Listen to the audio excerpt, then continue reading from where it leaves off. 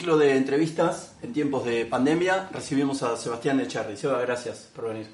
Gracias a vos, Mono. Gracias por invitarme.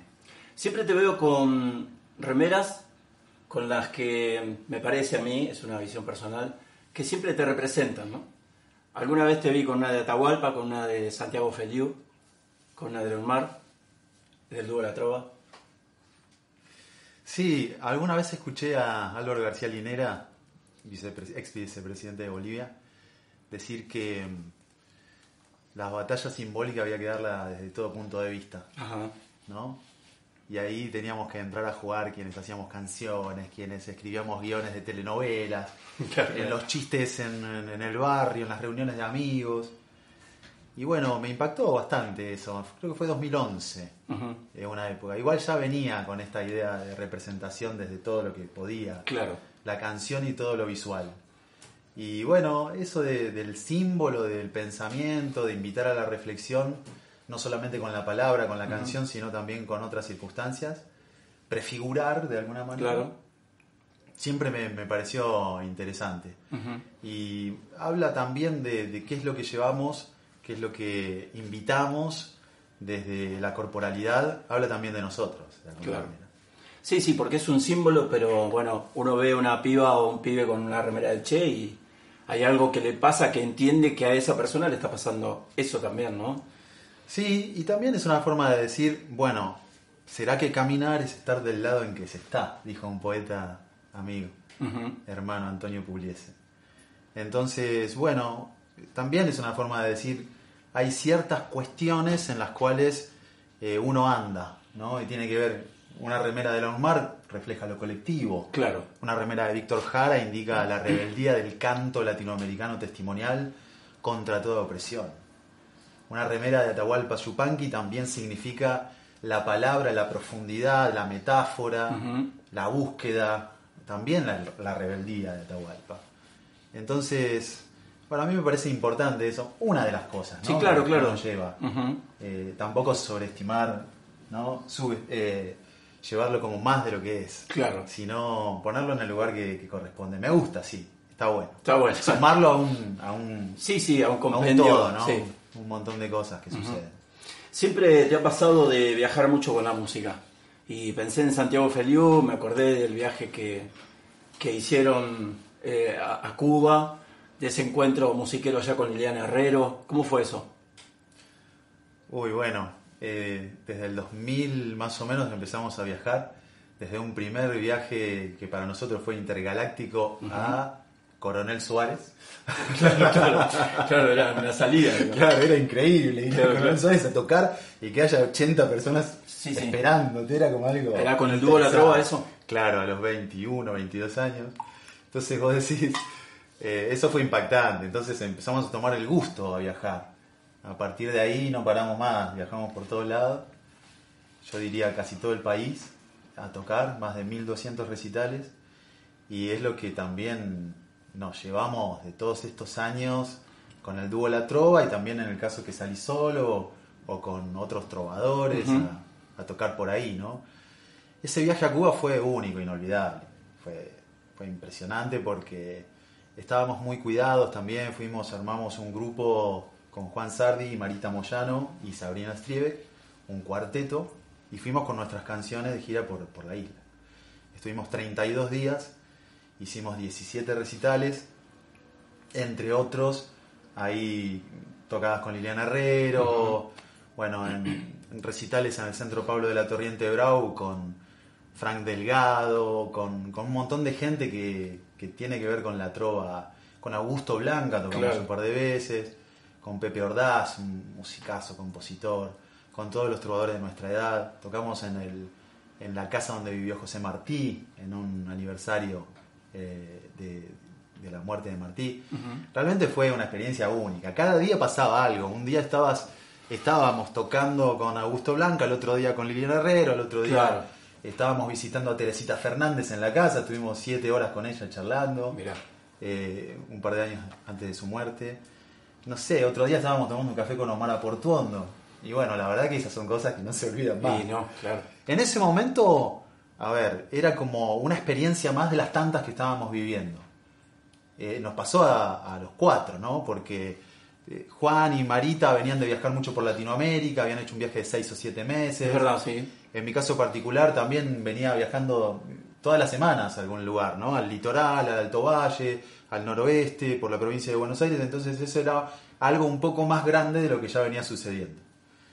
Pero bueno, ahora visto a la distancia, lo valoro mucho más, ¿no? Lo tomo como algo único, porque me acuerdo como si fuera ahora y pasó hace 10 años.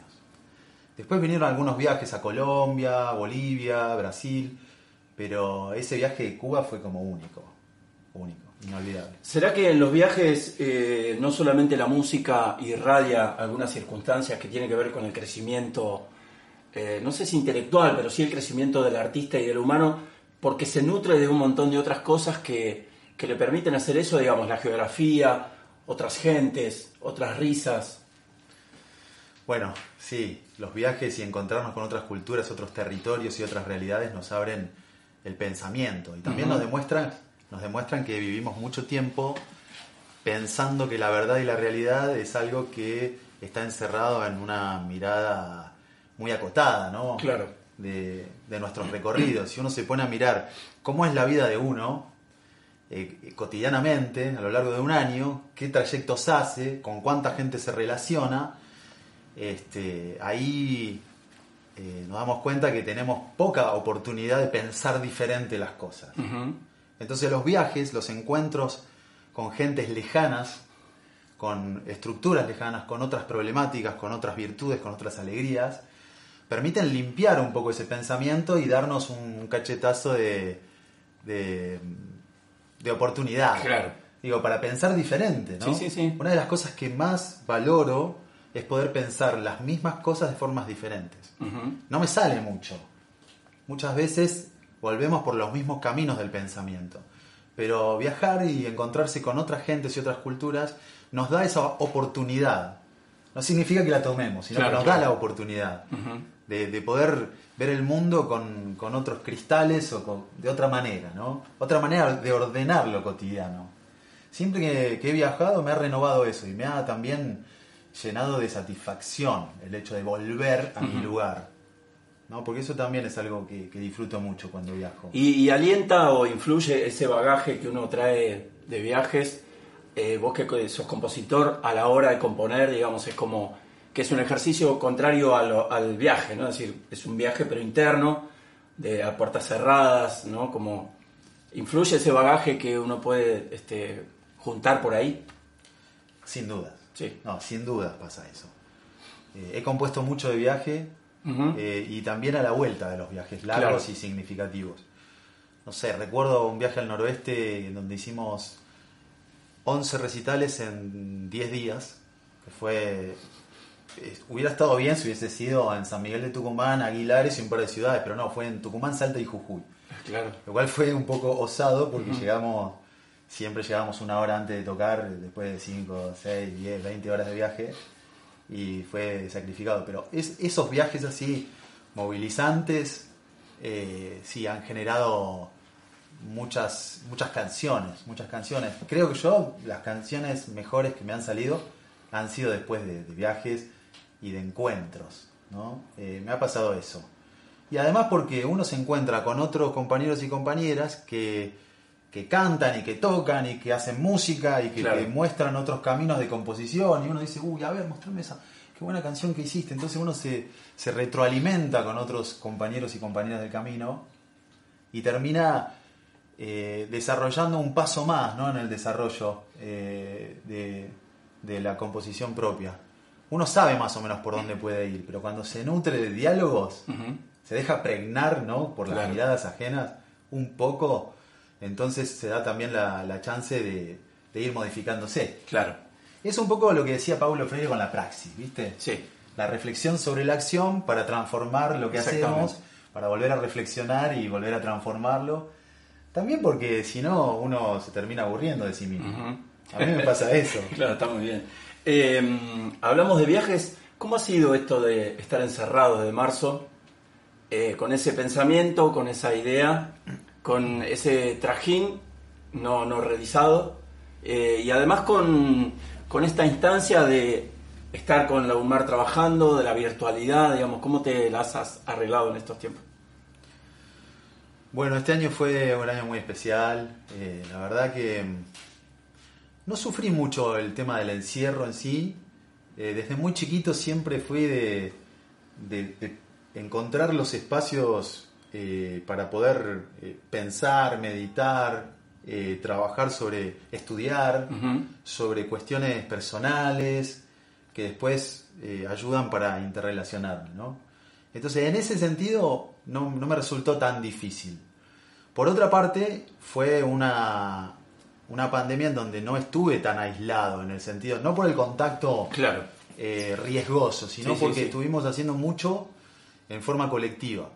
Digo mucho cuando mencionamos que todos los viernes, desde abril hasta hoy, estamos haciendo distribución de alimentos a las familias que lo necesitan de la música y el arte de Mar del Plata. Que hemos entregado más de 2.500 unidades alimentarias, ¿no? Claro. Cuando uno hace el recorrido de todo lo que hemos trabajado ahí, es un montón. Y claro. Nunca alcanza porque la necesidad siempre es mucha.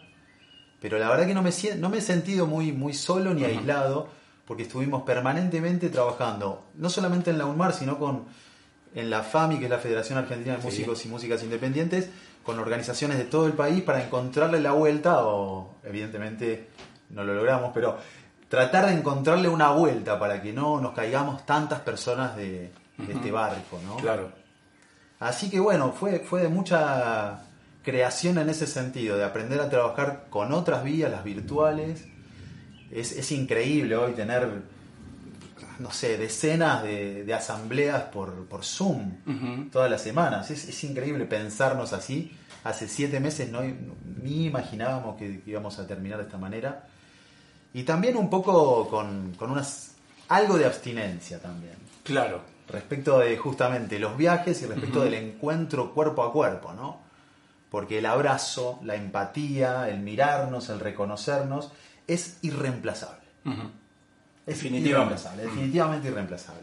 Y además toda esta cuestión virtual nos pone en una posición de domesticación y de control social absoluto que me incomoda muchísimo.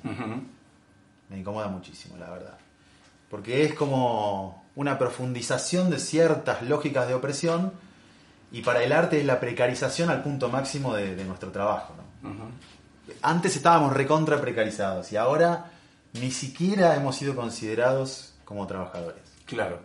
Así que, bueno, hay muchas cosas por hacer, muchas para construir, y encontré en esta pandemia que el trabajo colectivo de la UNMAR y en otros espacios de debate, reflexión y acción nos dieron a muchas personas una oportunidad. Claro, ¿no? Está muy bien. Sos periodista y te quiero preguntar sobre cómo has visto el rol de los medios de comunicación en este tiempo de pandemia. Sin duda cada uno de los medios televisivos, medios radiofónicos, tratando de incidir sobre una problemática política que tenemos eternamente, dividiendo aguas. ¿Cómo has visto ese rol de los medios aprovechando esto, ¿no? Que la gente estaba en la casa y tenía un encendido de televisor increíble y un encendido de radios buscando no sé qué, porque digamos no es por gusto, sino por estar conectado con algo y tener una realidad que no se ve afuera o cuando uno sale para encontrarla, sino a través del televisor, de una pantalla? Bueno, la verdad que para mí ha sido, como siempre, miserable la acción de los medios de comunicación.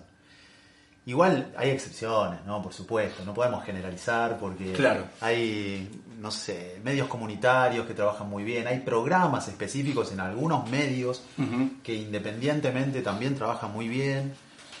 Cuando digo trabajan muy bien es no dejarse llevar por la ola hegemónica que te indica que hay que seguir cierta manera de comunicar la tragedia para vender o seguir generando pánico o perder el pensamiento crítico, ¿no? A mí me intranquiliza eso, ¿no? La pérdida del pensamiento crítico. No puedo pensar en cualquier medio, ¿no? Sea oficialista, sea oposición, sea el grupo Clarín o cualquier medio, ¿no? Que quiera imponerme un pensamiento a través de una multiplicación permanente de sus publicaciones. me pone mal, Uh-huh. porque quiero poder pensar las cosas como son. Y me da la circunstancia o la idea de que los medios responden a otros grandes intereses, que son los mismos dueños de las corporaciones, los dueños de los medios, que son los mismos después funcionarios políticos socios Uh-huh. de los propios grandes multimedios. Entonces me parece que los grandes medios de comunicación juegan a favor de algo que todavía no entendemos de todo esto, ¿no? Claro. Y sobre todo me molesta mucho algo que los medios ocultan, y mucho lo ocultan, que es la búsqueda de la verdad en esto. No digo que haya una verdad única, pero hay una búsqueda de la verdad que es importante. No podemos negar que esta pandemia tiene también otros motivos, claro, ¿no? que sucede, que es el arrasar con el planeta, ¿no? El Uh-huh. capitalismo y la vida de esta sociedad está arrasando con el planeta, con la soberanía alimentaria, con la independencia de los pueblos. Entonces, toda esta cuestión que es la causa de esta pandemia y de tantas catástrofes que suceden en la humanidad, se invisibilizó. Uh-huh. ¿Por qué es la pregunta?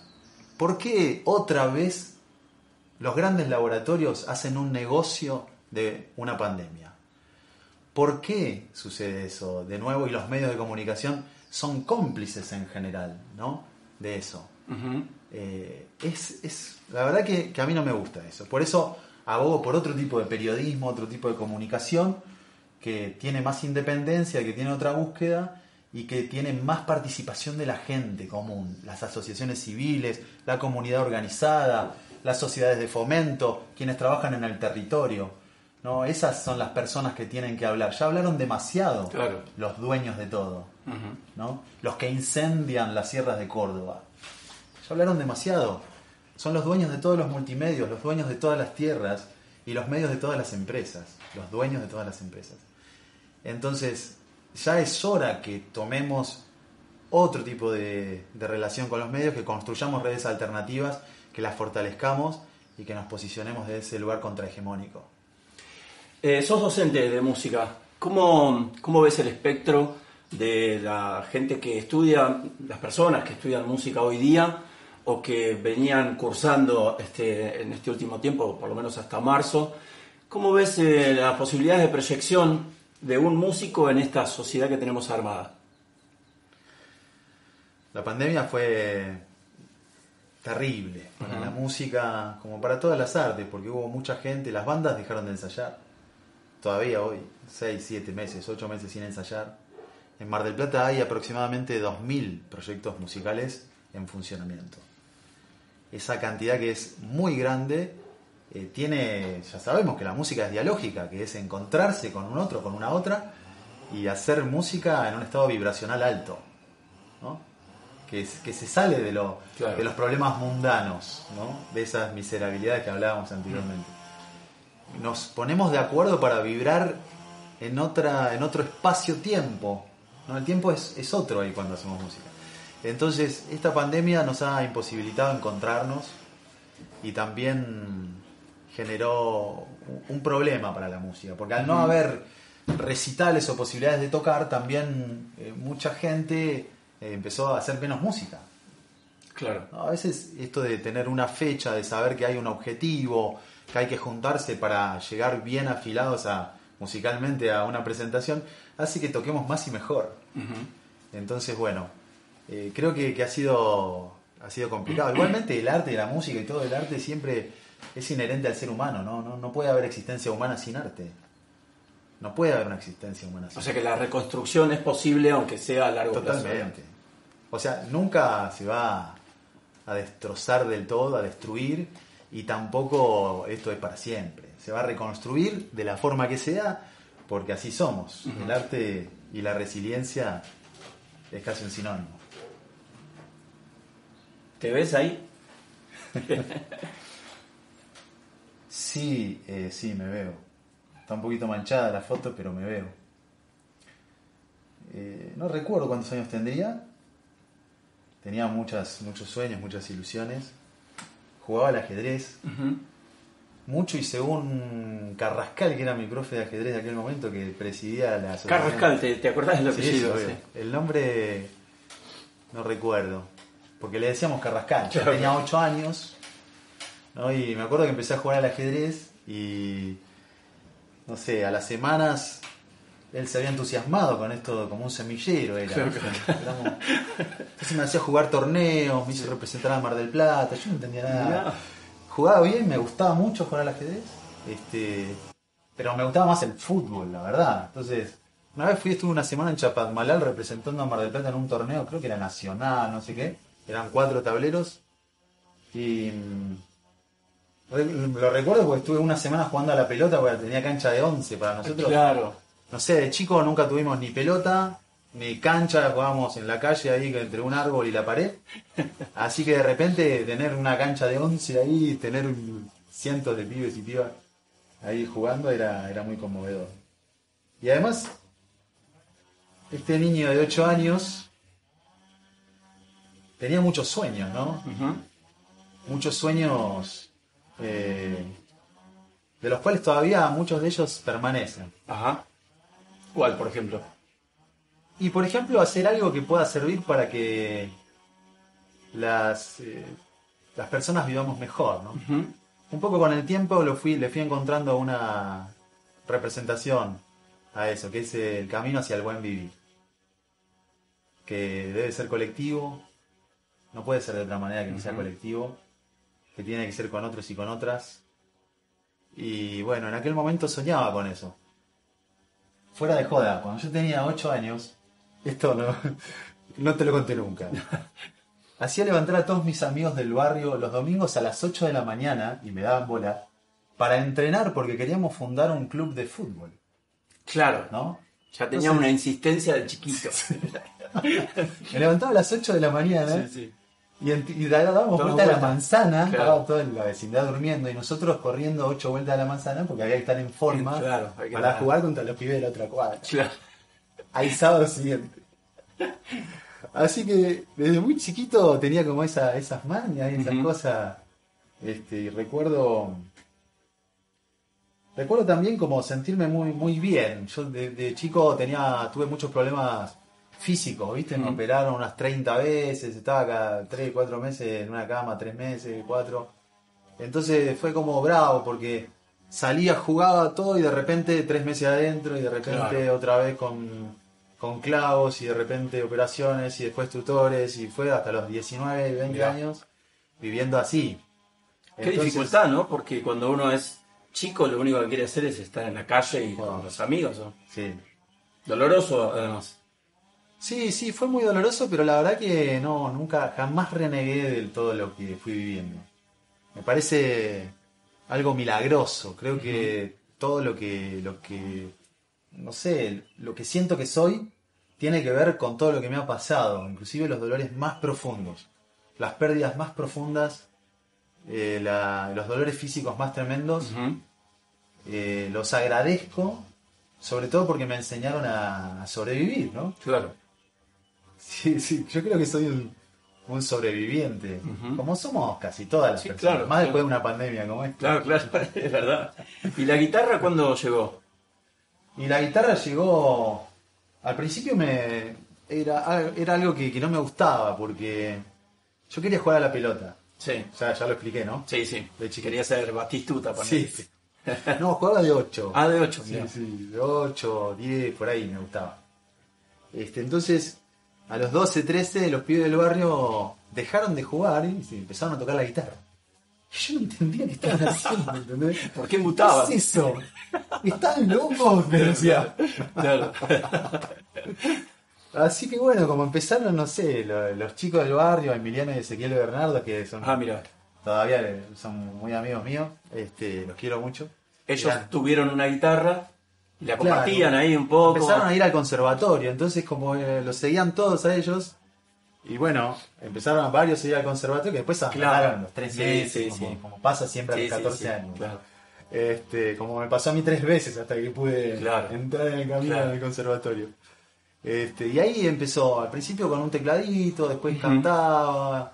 Era la época de la banda del Golden Rock, que nosotros teníamos 13, 14 años. Usaban el pelo largo, todo. Usábamos el pelo largo, como Diego Torres. Claro. Qué gracioso. Todavía tengo una amiga que es gestora cultural Sí. que dice, guarda con lo que haces porque tengo videos. No. Una amenaza. Es de esa época. Qué bueno. De esa época, a los bueno. 14, 15, cantando, no sé, canciones de eso. Te pregunté por la guitarra y te pregunto por la primera canción. ¿Cuál fue? ¿La que compuse? Sí. Mirá, hubo como muchos intentos fallidos. Ajá. Primero. Me acuerdo que la primera canción que hice, la hice con...